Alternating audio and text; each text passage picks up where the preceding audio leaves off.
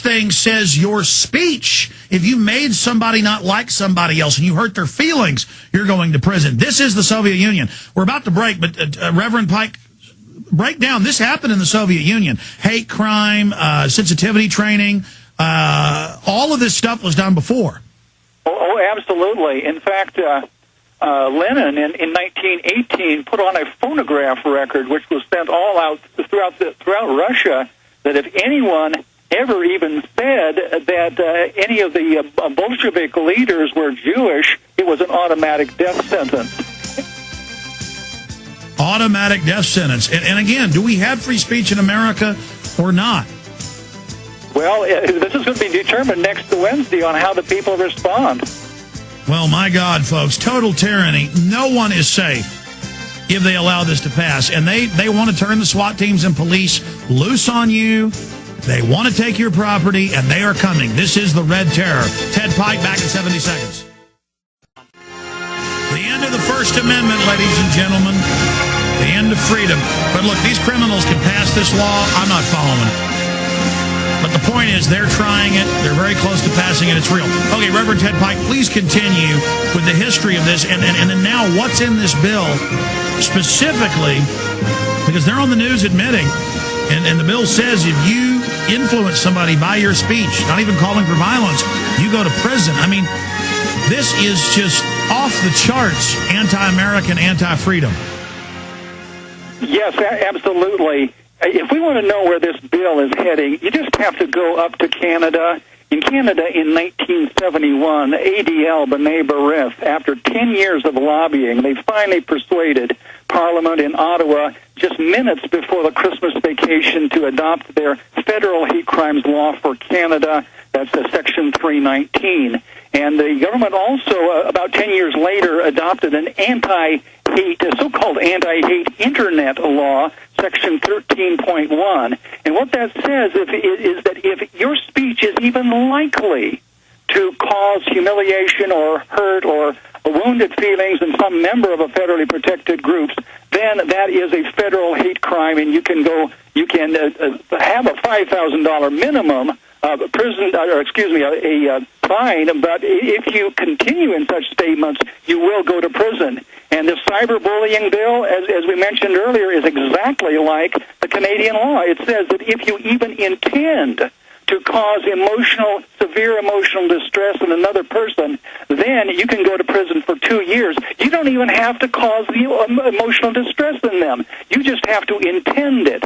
So these ADL laws are all thought crimes laws. They are very subjective, very nebulous and unclear. They're just wide open for expansion, clarification by federal judges. If this bill is passed, very quickly, contrary to what ADL tells legislators, they say, oh, this is only a bill to prosecute violent hate crimes in the states when the states can't or won't enforce the law. But the truth is, as soon as this bill is passed and the government begins to lay down indictments against people, even for violent hate crimes, then the liberal judges will begin to pontificate from the bench.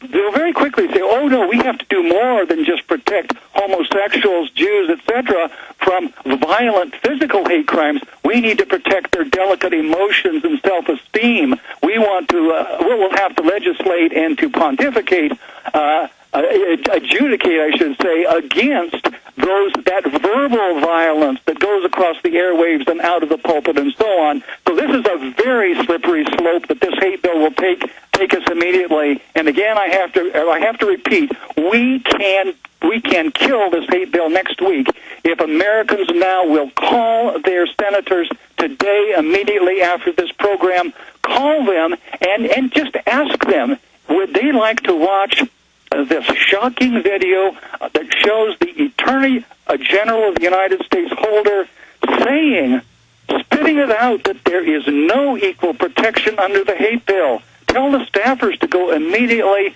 to truthtellers.org. There on the homepage, you'll see the Attorney General saying basically exactly the opposite of what the liberals have always been taught, that there is equality and justice under this hate bill. Not so, says Holder. This bill is only for a protected elite, the protected minority of those who've been... But that's what the bill, that's what the bill says, and it says the feds basically, they choose, just like with the green carbon tax, the bill that's passed the House gives these federal boards, 30-plus agencies, unlimited power on anything producing carbon. So the media is always, it's only on big power plants and coal plants. It's not on you. But then you read the bill, it's on everything. And we already have enough of a chilling effect in this country. So right when people are mad, tired of the tyranny, they're creating these new political crimes. Yes. And turning our police into political officers. We're going to come back and play some more Holder in testimony and a lot more with our guest, Ted Pike. Stay with us. Do you understand how dark it is? How far down the line we are? How late it is? We're talking with Ted Pike, TrueTellers.org. I'm Alex Jones with Infowars.com and PrisonPlanet.com. And I have the national, international media attacking me on a weekly basis in national publications, saying I'm causing murders. You've got 300 million people in this country. You're going to have a few lunatics that kill folks from time to time. I don't deserve to be blamed for this. Plus, I'm not calling for it, and it turns out that Von Brunn actually didn't like me, and neither did Poplawski. But regardless, to say that you're guilty because they say you're guilty, not even for your speech, but they say something you said may have made this person commit these crimes. A few months ago, I was wondering, why does the media keep trying to, with no connection, to connect me to these people? And their questions, are you causing them to kill? Do you feel guilty? Should you get in trouble? They're getting fed the line. And then I found out, in my case, the Southern Poverty Law Center is on my butt. And the ADL's been caught breaking into police stations and stealing files on people, and they're the ones that train the local police. I mean, this is brainwashing. And then I've seen it in the news where people get arrested for giving the police Ron Paul videos or my films, or get arrested for a anti-UN sticker on their car, and the MIAC and DHS report, and now Homeland Security. Holder has a bill where he will put you on the terror list for your political speech.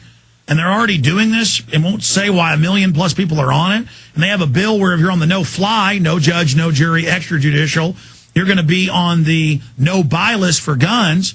They're saying if you have bad credit, you're going to be on the no-fly list and then no guns. So it's not just the hate bill or the cyberbullying bill or the DHS reports or the no-fly, no-buy or this new bill I covered yesterday. I've got it here in the stack. I'll give you the bill number if I can dig it out. They're now saying, and saying there's a new world order is hate. That's code word. And we're like, what? Even if it was code word for something, it's your First Amendment, but it's not. David Icke wrote a book believing that space aliens control the world, and he was arrested in Canada, and they said space aliens is code for Jews. So there's also a rampant, like, Hitlerian or Soviet-style paranoia where...